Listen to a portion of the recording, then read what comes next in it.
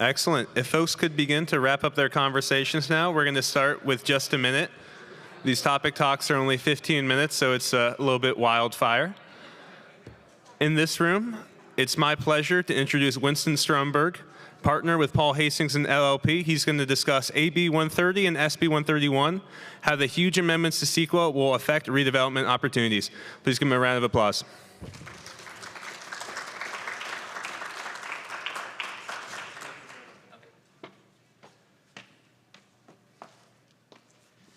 Hi, everyone. My name is Winston Stromberg. I am a partner at Paul Hastings. I just recently joined Paul Hastings a few months ago after spending my first 16 years of my career at Latham & Watkins. I am primarily a land use attorney and represent developers of all sorts and sizes throughout California to assist them through the complex regulatory processes needed to obtain entitlements to build projects. And a large part of my practice involves counseling under CEQA, as well as defending agencies' CEQA actions in court after my clients' projects have been approved by the government.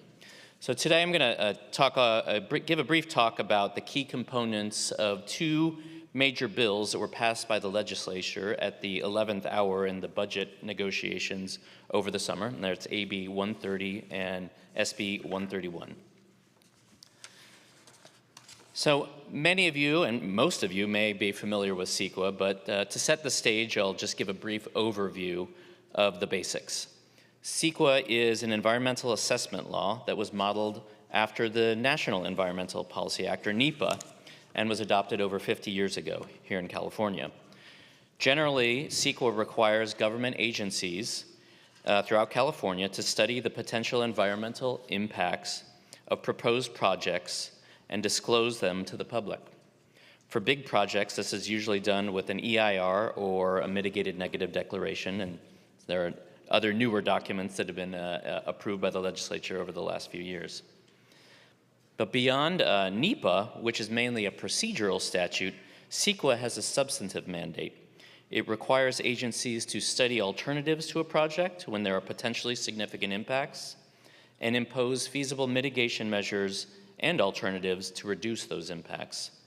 And then ultimately, if the environmental document identifies any significant and unavoidable impacts, the agency must adopt the statement of overriding considerations, explaining why the benefits from the project outweighs those impacts.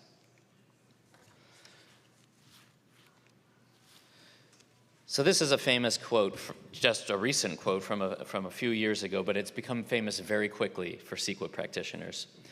CEQA's requirements have become more onerous over the decades, primarily as a result of ever-evolving jurisprudence in the courts of appeal and the California Supreme Court, often which is not very clear. And CEQA litigation is still rampant. There are dozens of precedent-setting CEQA cases issued by the courts every year. Suffice it to say, the process has become very expensive and time-consuming, and opponents use it to delay or block projects across the state. There have been calls for reform for decades, and most of these have gone unheeded or have been opposed by various groups in Sacramento.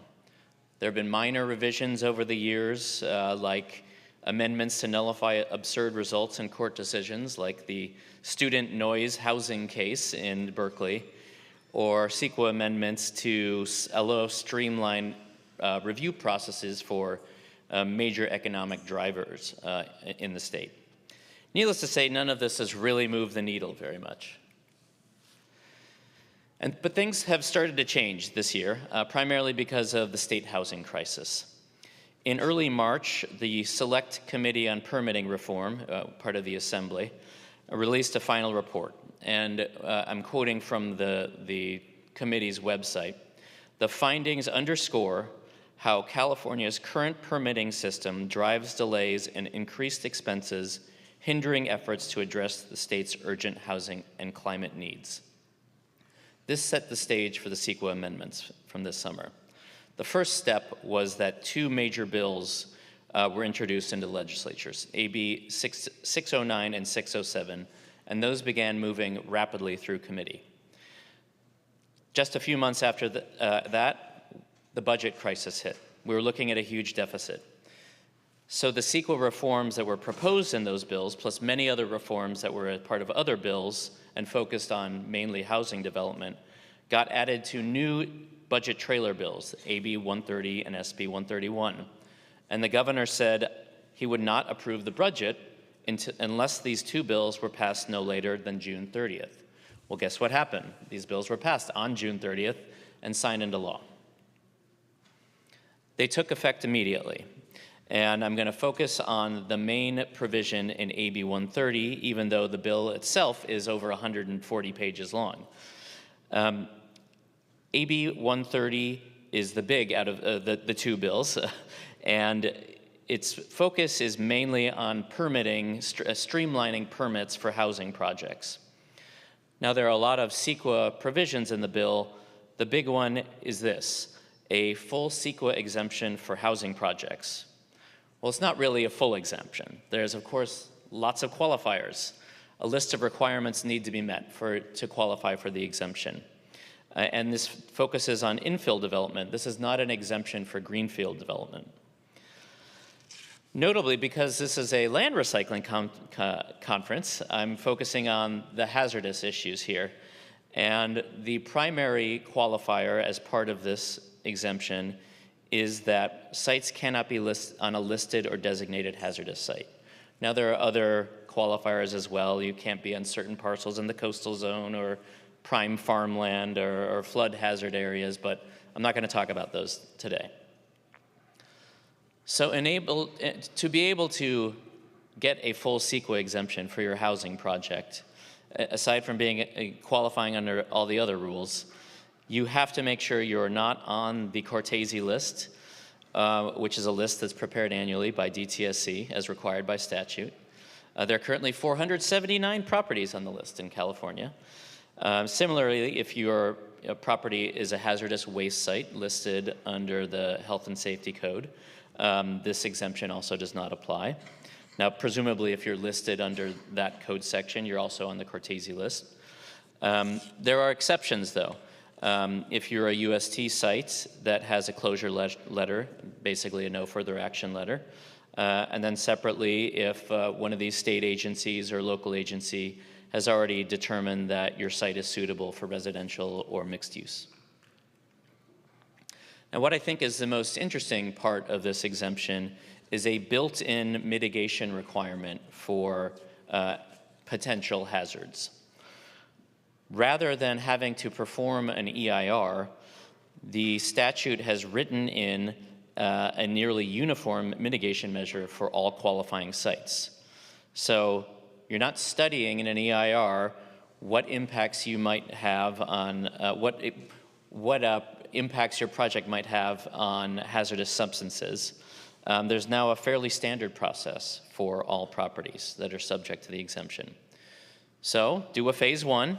If there's a wreck, do a preliminary endangerment assessment, and if there's been a release, you have to mitigate it to regulatory standards. The statute also contains, which I think is the interesting part, a similar standard for a site that could be exposed as a result of surrounding property releases or exposures. And the reason I find this interesting as a CEQA nerd is that CEQA requires agencies to study the impact of a project on the environment, not the reverse. In fact, the California Supreme Court told us about 10 years ago that reverse CEQA is not a thing. But here, this is exactly what the legislature is now telling us to do with these sorts of properties. If there's an existing issue in the vicinity, it's the project's responsibility to mitigate the effects of that exposure on its property. This could be a completely separate topic, and who knows where that goes in the future.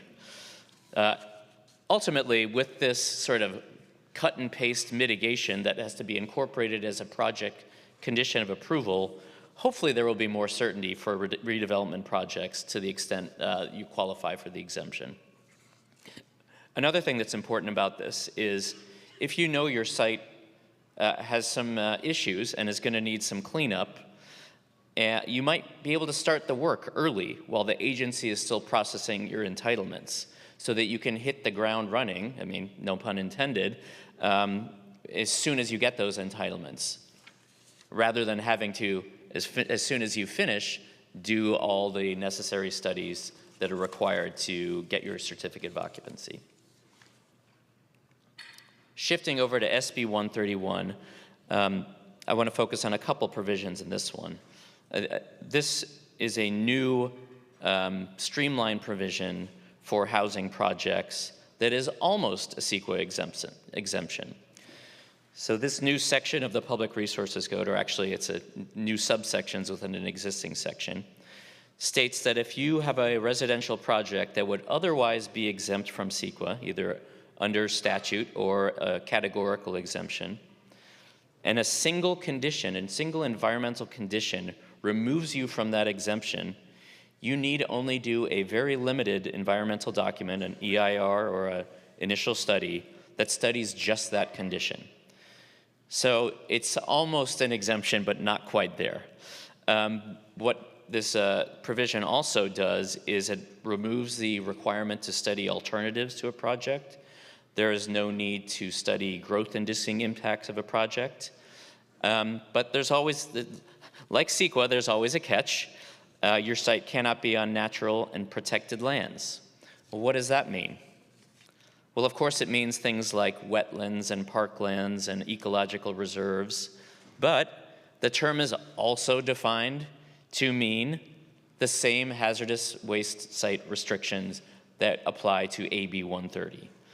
So will this law be applied? We'll have to see as this plays out. The last provision that I want to talk about is probably the most controversial piece of the new legislation. In SB 131, there was a provision tucked into one little section of a CEQA section that provides an exemption for advanced manufacturing facilities. The definition of advanced manufacturing is very, very broad, as you can read by the provision that I quoted here in the slide. And it's not something that was created specifically for this legislation. It's actually an existing definition in the California Alternative Energy and Advanced Transportation Financing Authority Act. That's a mouthful, a law that was passed over 30 years ago. The environmental groups pushed very hard against this provision and have already been seeking to have it clawed back. That did not happen at the end of the legislative session just a few days ago, so we will see where this goes in 2026. Another thing that is important as part of this exemption is that the law requires this exemption to only apply to projects on sites that are zoned exclusively for industrial uses. Now, what does that mean, exclusively? Does that mean you can only use industrial uses and nothing else? Usually the zoning codes of cities and counties are sort of a stepped-up zoning, more permissive as you go from residential to commercial to industrial. I think a lot of it's going to depend on the code in which your project is cited. But at the end of the day, this is not going to result in new advanced manufacturing facilities being cited anywhere and everywhere, which is something that the environmental groups have been very concerned about. And that's about it for me. It's hard to do a 15-minute talk on something that you could spend hours on. So I probably have a couple minutes left. I can take any questions if anyone has any.